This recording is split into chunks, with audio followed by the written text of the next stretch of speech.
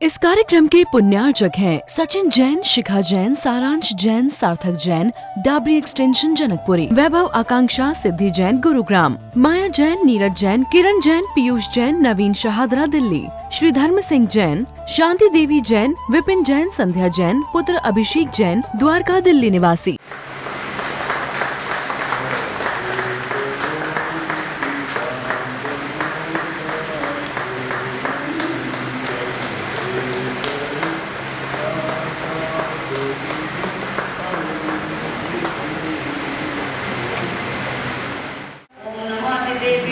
ओम नमः देव्या श्री विग्रहाय नमो नमः।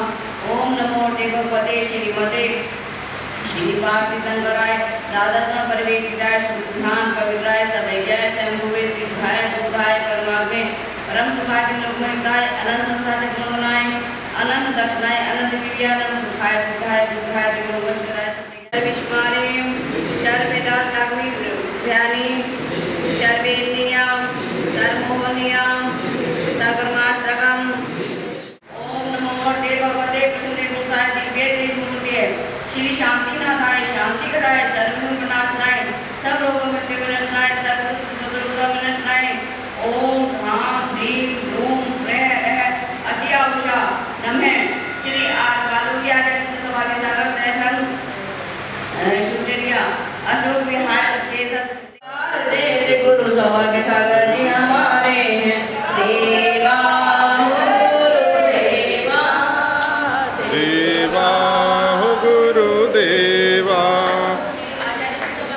उनकी चर्या ही एक प्रवचन है ना, मात्र शब्दों के द्वारा ही प्रवचन नहीं होता है। उनकी चर्या, उनकी क्रिया, जब गुरुवर को ऑब्जर्व करते हैं तो एक एक वर्च्यू आपको देखने को मिलेगी, क्योंकि उनका जीवन ही समय सार का सार है। उनकी चर्चा नहीं, उनकी चर्या है। और जो उनको देख लेता है, जो उनको ऑब्जर्व कर लेता है, उनके जीवन में अपने आप ही परिवर्तन हो जाता है। तो सब लोग एक बार हाथ जोड़ लो। हे गुरुवर, हमें अपनी सम्यक समझ श्रद्धान प्रदान करें। नमोस्तु भगवन, नमोस्तु भगवन, नमोस्तु भगवन। महानुभाव, बचपन में जब हम घर में थे, आप भी सब बचपन में जब होते थे, तो यदि कोई गलती होती थी तो माँ पिता क्या कहते थे? जब बचपन में घर में इंसान होता है, कुछ गलती करता है, कुछ शरारत करता है, तो माता पिता क्या कहते हैं? क्या कहते थे? याद है आपको?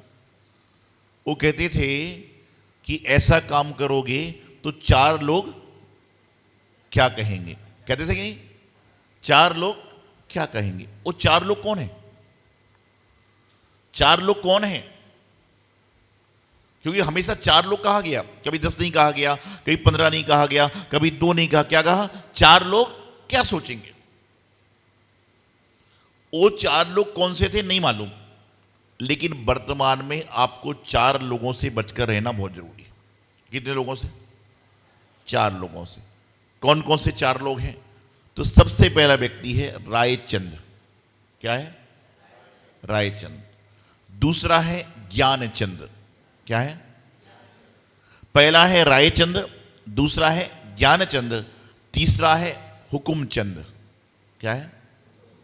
पहला है रायचंद, दूसरा है ज्ञानचंद, तीसरा है हुकुमचंद और चौथा है हकीमचंद। कौन सा है चौथा? पहला रायचंद, ज्ञानचंद, हुकुमचंद और हकीमचंद। रायचंद्र कैसा है? अभी यहां पर कोई बात चल रही है, उससे पूछा नहीं जा रहा है, लेकिन ऐसा करो ना, आप यदि शिखर जी जा रहे हो, आप उससे पूछ नहीं रहे हो, आप अपना चर्चा कर रहे हो, शिखर जी जाओगे तो मेरा भैया 20 कोटि में रुकने का फाइनल। अरे वहां मत रुकना, वहां तो भगवान पे फूल भी चढ़ते हैं। अरे अगले ने सारी प्लानिंग कर ली, सारी व्यवस्था बता दी, तू अपनी टांग अड़ा रहा है। और मेरा मानना तो ये है कि जिसकी जिंदगी सक्सेसफुल है, जिसके पास एडवाइस और एडवाइजर दोनों बेस्ट हैं, उसी की जिंदगी सक्सेसफुल है, नहीं तो बाकी जिंदगी बेकार है। और एक बात और बता दूं आपको, काम करने के पहले अच्छी तरह सोचिए, लेकिन काम करने के बाद जो कर रहे हो उसको लगन से करिए। जैसे शादी ब्याह होता है ना, तो कुंवारेपन में जितनी तसल्ली करना कर लो, लेकिन शादी के बाद तो पत्नी को इसको पति और पति को पत्नी कहना ही पड़ेगा। जो करना पहले कर लो, तो राय मत दीजिए। आज लोग एडवाइस देने का पैसा लेते हैं, एडवाइस देने का पैसा मिलता है, लेकिन हम अपनी राय जबरदस्ती दिए जा रहे हैं। आपसे कोई पूछे तो बोलो ना, अब जबरदस्ती लगे हो नहीं, ऐसा कर लो ऐसा कर लो। और कई तो इस तरह के आदमी हैं, अभी हमारा कहीं बिहार चल रहा था, तो संघ में साधु लोग होते हैं, नए नए जब साधु संघ में होते हैं तो हम लोग बिहार के दौरान चर्चा करते हैं कि भाई आहार लेने जाते हैं तो ऐसे मुद्रा लगा के जाइए, माता जी लोग से कहते हैं ऐसे बैठ के आहार लीजिए। तो मैं एक माता जी को समझा रहा था रास्ते में कि भाई जब आहार लेते हैं ना तो अंजलि ऐसी बनाना चाहिए। तो एक मंदिर का माली झंडा लेके चल रहा था, वो पीछे आ गया और वो कहता महाराज जी ऐसा नहीं, ऐसे बनाने के लिए कहिए। मंदिर का जो माली है झंडा लेकर चल रहा था, वह पीछे आ गया। मैं माता जी को समझा रहा था कि मुद्रा ऐसे लेना चाहिए, आहार किसमें अंजलि ऐसी बांधना चाहिए, तो कहता नहीं ऐसे बताओ। सोचिए, महाराज माता जी बात करें, मंदिर का माली बता रहा है कि मुद्रा में अंजलि ऐसे बांधी। ये है स्थिति। भारत देश में हर जगह आदमी बोलने को तैयार है। कहां पर बोलने को तैयार है? चाहे उससे पूछा जा रहा हो चाहे ना पूछा। तो पहले रायचंद्र से बचिए, दूसरा ज्ञानचंद से बचिए। सबसे खतरनाक ज्ञानचंद हो रहा है, और ज्ञानचंद इतना खतरनाक है कि वह महाराजों माता जी में भी भगवान में भी दोष निकाल लेता है। आपके अच्छे भले घर को बर्बाद करना हो तो बसे बसाए मकान में किसी ज्ञानी को बुला लो और उससे कहना मेरे घर में सब कुछ सही है कि नहीं है, इतना कह दिया, फिर आप देखो क्या होने वाला है। आपने किसी को बसे बसाए घर में जहां लाखों रुपए की संपदा आ रही है, सब स्वस्थ हैं, सब कुछ सही है, लेकिन आपने उससे पूछ लिया कि घर में कोई दोस्त तो नहीं है, फिर आप देखो ऐसे ऐसे दोस्त निकल जाएंगे कि आपकी कुंडली में पितृ दोष, पुत्र दोष, काल पता नहीं दुनिया भर के दोस्त पैदा हो जाएंगे जो कल तक कुछ भी नहीं थे। और जब उसने आपको बता दिया कि दोष हैं, तो जो जीवन निर्दोष चल रहा था वह जीवन दोषी हो जाएगा। बस ऐसे ही हो। ज्ञानी आदमी बहुत है, लेकिन स्वयं के लिए नहीं है, दूसरों के लिए। और हमारे गुरुदेव तो हमेशा एक बात कहते हैं, अरे सुधारक जगत की चिंता मत कर यार, अरे सुधारक जगत की चिंता मत कर यार, तेरा ही मन पापी है पहले उसे सुधार। ये दुनिया की चिंता छोड़ दो, पहले अपने मन को सुधारो ना। हमारे मन में ही तो पाप भरा पड़ा है। और एक बात और कह दूं कि कोई भी काम होने के बाद कभी चर्चा नहीं करना चाहिए। जो चर्चा है पहले कर लो। अभी जब पारसनाथ भगवान की प्रतिमा जी आना थी, 4 आदमी बोले नहीं फण वाली आना चाहिए, कोई बोला बिना फण वाली आना चाहिए, कोई बोला हरी आना चाहिए, कोई काली आना चाहिए। इतने में एक आदमी बोला जो महाराज जी सामने उनसे तो पूछ लो कौन सी आना चाहिए। वो चारों डिस्कस करे जा रहे हैं। अब जब 4 आदमी 4 लेकर जाएगा बात, तो महाराज एक बात तो करेंगे ना, और जिसकी बात महाराज ने कर दी तो फिर मुझे मालूम है ये महाराज जी का रोज जाता है इसलिए महाराज जी की बात मान रहे। अरे जब तुम्हें पता है कि महाराज जी सिर्फ उसकी बात मानते हैं तो महाराज जी को बुलाया, दूसरे महाराज को ले आता। तो आदमी को बोलना है। ज्ञान सस्ता नहीं है, लेकिन ज्ञान को हम फालतू बांटे जा रहे हैं, इसलिए तकलीफ है। आपका ज्ञान का लक्षण कब है? जब आपसे कोई बात पूछे तो बोलो, बिना बताए तो बोलना नहीं चाहिए। और जब बिना बताए बोलते हैं तो झगड़े की नौबत भी आ सकती है। कहते हैं ना टांग अड़ाना, ये बात होती है। तो पहला क्या है? रायचंद, दूसरा ज्ञानचंद, तीसरा हुकुम ऑर्डर हुकुमचंद।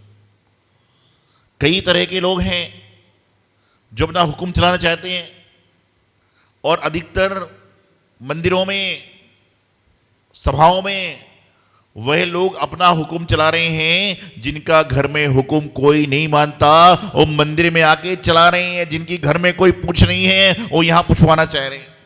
ये 100% सत्य है। कहीं भी देख लेना, जो आदमी यहां ऐसा ऐसा नाटकबाजी करता है ना, उसके घर में जाके देखो उसकी बोलती बंद है। हुक्म मत चलाइए। और कई सारे आदमी तो ऐसे हैं कि यदि मान लीजिए महाराज जी माता जी यहाँ बैठे ना, महाराज यहाँ मत बैठो, क्यों? बोले जैसे सामने दक्षिण है। अरे भाई, भगवान बीतरागी संतों के पास जाने के बाद में तो सारी दिशाएं ही पूरब मुखी हो जाती हैं। आप उनको क्या दिशा बता रहे हो जिनके पास जाने से आपकी दशा सही हो रही है? भगवान के पास जाने से इंसान के जीवन की दशा और दिशा दोनों सही हो जाती है, तो आप उनको क्या बता रहे हो? लेकिन आदत है, हर आदमी अपने अपने काम में माहिर। और मेरा मानना तो यह है, कोई भी हो, राय हो, हुक्म हो, ज्ञान हो, उतना ही दो जितना आप ले सकते हो। तकलीफ किसी को उतनी ही देना चाहिए जितनी हम सहन कर सकते हैं। बुराई हमें उतनी ही करना चाहिए जितनी हम सहन कर सकते हैं, सुन सकते हैं, उतनी ही करो। नहीं तो आज यहाँ पर कोई मंदिर में एकदम नया जुड़ा आ जाए जिसको बहुत सारे लोग नहीं जानते, तो महाराज जी के प्रवचन में ध्यान नहीं रहेगा, आपस में खुद से पूछो कहाँ का है, किसका है, इसका है, उसका है। बाद में मालूम चला वो किसी का नहीं है, वो तो कोई दूसरी कॉलोनी से दूसरे शहर से आया था, मंदिर पास में सो दर्शन करने आ गया। लेकिन जब तक लोगों ने पूछा नहीं, जब तक लोगों के कहाँ दर्द हो रहा है? पेट दर्द, सबको पता है। एक बात बताऊं, ये पेट दर्द की भी लंबी कहानी है कि जब भी कोई होता है ना तो लोग इसके पेट में दर्द हो रहा है, इसके पेट में दर्द हो रहा है। क्यों हो रहा है? क्योंकि बचपन में जब इंसान को स्कूल नहीं जाना होता था तो कौन सा बहाना बनाते थे? मैंने भी एक आध बार बनाया होगा। क्या बोलते थे? पेट में, इसलिए कभी नहीं कहा सिर दर्द, लोग कहते पेट दर्द, पेट दर्द, पेट दर्द। तो बताना चाह रहा हूं कि इंसान क्या करेगा, उस पर चक्कर चलाते रहेगा जब तक जानकारी ना हो जाए, और जानकारी हो गई तो 10-5 को कहना दे, तब तक होगा। जिंदगी में ऐसा काम मत करिए कि लोग आपको चुप कराएं। तो पहला रायचंद, दूसरा ज्ञानचंद, तीसरा हुकुमचंद, और चौथा हकीम। हकीम समझते हो? 2 दिन मंदिर बताइए आप, कोई कारण से सहेली का फोन गया, मित्र का फोन गया, बोले क्यों नहीं आए? बोले सिर में बहुत दर्द था। बोले क्या लिया? बोले टेबलेट ली है। कौन सी ली? वो बोले अरे बोले उससे कोई फायदा नहीं होगा, मैं बताता हूँ। बोलो उन्हें टेबलेट बता दीजिए, रामदेव बाबा की पतंजलि मिल जाएगी, ले लीजिए। सिर दर्द ठीक नहीं हुआ। दूसरी सहेली को बोले क्यों नहीं आए? अरे बोले वो रामदेव क्या रखा है, पतंजलि की लो, उसकी ले ली। ऐसे करते करते 7-8 दिन में 10 टेबलेट बदल गई। और जो आपको सलाह दे रहा है हकीम चंद, उससे पूछो कि आपके घर में सिर दर्द होता है जब आप क्या करते हो? तो बताएगा जब मेरे घर में सिर दर्द होता है तो मैं तो सीधा डॉक्टर के पास जाता हूं और जो डॉक्टर दवाई लिखता है वो खाता हूं। लेकिन तुमको सब बता रहा है। और कई तो ऐसे जब हम लोग आहार लेते हैं ना महाराज जी, माता जी, तो आहार लेते समय आहार देते हैं, बोले इसके ऊपर ये मत देना। बोले क्यों? इसके ऊपर ये दोगे तो सर्दी हो जाएगी। अरे जो पिछले 27 सालों से सर्दी गर्मी बरसात सहन कर रहे हैं, उनको तुम क्या बताओगे सर्दी होगी कि नहीं होगी? इंसान को सिर्फ बोलना है। और आज एक बात ध्यान रखना, अपने दुख अपने दर्द लोगों को सोच समझ कर बताना। अपनी तकलीफें, अपने दुख, अपने दर्द लोगों को सोच समझ कर बताना। क्यों? क्योंकि आज हर घर में नमक मौजूद है, दवाई मौजूद नहीं है। इसलिए अपने दुख दर्द तकलीफ सोच समझ कर लोगों को बचाइए, क्योंकि नमक तो हर जगह है, कहीं भी जलेगा तो छकने को तैयार हैं, लेकिन मलहम हर घर में नहीं है। इसलिए अपनी तकलीफों को सोच समझ के बताओ। हम उनके सामने अपनी तकलीफ व्यतीत कर रहे हैं जो खुद तकलीफ में जी रहे हैं। राय देने में सब माहिर हैं, राय लेना कोई नहीं चाहता। ज्ञान देना सब चाहते हैं, ज्ञान लेना कोई नहीं चाहता। और जो ज्ञान को प्राप्त कर लेता है उसको कुछ और प्राप्त करने की आवश्यकता नहीं हो सकती। हम जब तत्वसूत्र पढ़ते हैं तो पहला सूत्र क्या है? सम्यक दर्शन, सम्यक ज्ञान, सम्यक चारित्राणि मोक्ष मार्गा। सम्यक दर्शन, ज्ञान, चारित्राणि मोक्ष मार्गा। लेकिन जब डेफिनेशन करते हैं तो सम्यक दर्शन, सम्यक ज्ञान, सम्यक चारित्र आता है। तो सबसे पहले दर्शन को कहा गया कि दर्शन को शुद्ध करो।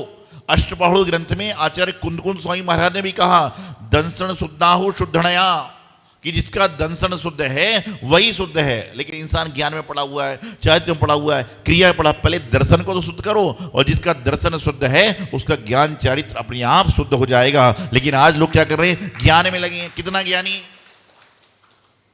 और तो और आज ये पंचम काल की बलिहारी है कि लोग महाराज माता जी की तुलना पंडितों से कर रहे हैं। मैं आपको बताना चाहता हूं कि ज्ञान अपनी जगह है, लेकिन दर्शन और चारित्र अपनी जगह होता है। जो व्यक्ति आपके पास में आकर धर्म की बात करता है उससे इतना ही कहो कि एक दिन तुम दिगंबर संत जैसी चर्या में रहने का प्रयास करो, उसके बाद बात करना, मालूम चल जाए कितना ज्ञानी आदमी। गाड़ियों में आना, गाड़ी में जाना, 2 टाइम खाना, बीच में खाना पीना, और उसके बाद आपसे बात करें संतों के। संतों की बात करने का अधिकार कौन है? जो स्वयं संत है वही संतों के बारे में बोल सकता है, बाकी किसी को बोलने का अधिकार नहीं। लेकिन आज उसमें ही लगे हुए। इंसान का स्वभाव है अपने घर के झगड़े निपट नहीं रहे, पड़ोसी के निपटा रहा है। अपने घर के झगड़े निपट नहीं रहे, पड़ोसी के निपटाने चला है। तो ज्ञान भी लो, लेकिन सत्ज्ञान प्राप्त करो। आज हर घर में, हर जगह है, बदलती व्यवस्थाएं हैं।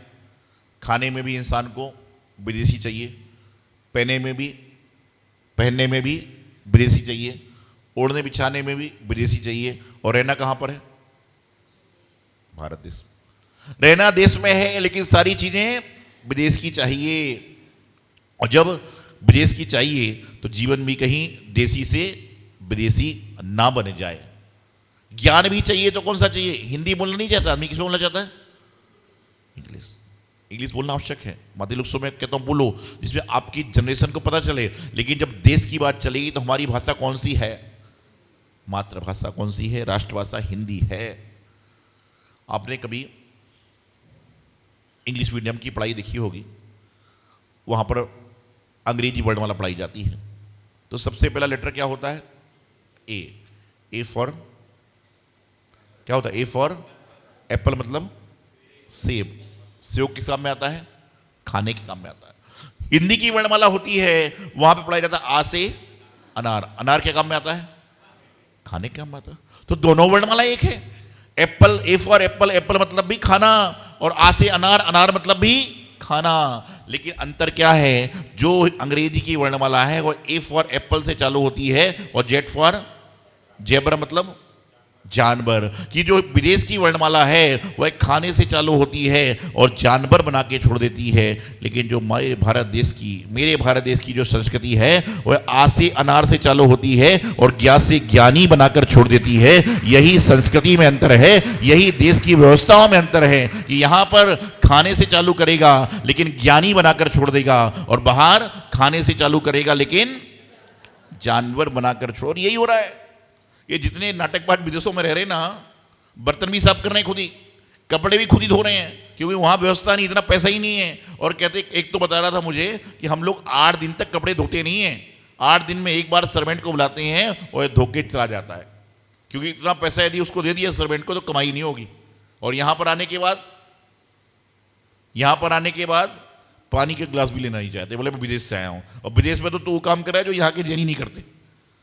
कहीं पूछो जो बाहर रहते हैं उनसे पूछो क्या कर रहे, बोले कपड़े भी धो रहा है, बर्तन भी धो रहा है, गुसलखाने की सफाई भी, सब कुछ वही कर रहा है, लेकिन रह रहा है विदेश में। अरे कम से कम देश में रहो, ये काम तो नहीं करना पड़ेगा। इस कार्यक्रम के पुण्यार्चक थे सचिन जैन, शिखा जैन, सारांश जैन, सार्थक जैन, डाबरी एक्सटेंशन जनकपुरी, वैभव आकांक्षा सिद्धि जैन गुरुग्राम, माया जैन, नीरज जैन, किरण जैन, पीयूष जैन, नवीन शहादरा दिल्ली, श्री धर्म सिंह जैन, शांति देवी जैन, विपिन जैन, संध्या जैन, पुत्र अभिषेक जैन, द्वारका दिल्ली निवासी।